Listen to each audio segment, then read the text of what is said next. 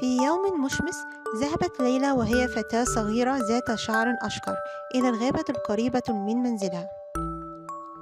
كانت تحمل سلة صغيرة مليئة بالفطائر اللذيذة. بينما كانت تسير في طريقها سمعت صوتا رقيقا يأتي من بين الأشجار. اقتربت ليلى بحذر فرأت قطة صغيرة ضعيفة عالقة بين أغصان شجرة كبيرة. بدت القطة خائفة وجائعة. أسرعت ليلى لمساعدة القطة. استخدمت يدها الصغيرة لسحب القطة من بين الأغصان. كانت القطة صغيرة وضعيفة. أخذت ليلى القطة الصغيرة بين يديها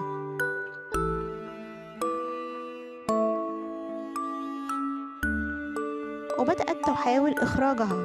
شعرت ليلى بالشفقة على القطة الصغيرة فقالت: يجب أن أخذها إلى بيتي.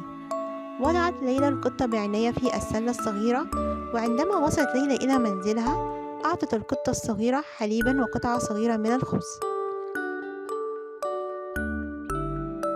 أكلت القطة وبدأت تستعيد قوتها. اعتنت ليلى بالقطة بحنان وأسمتها نجمة.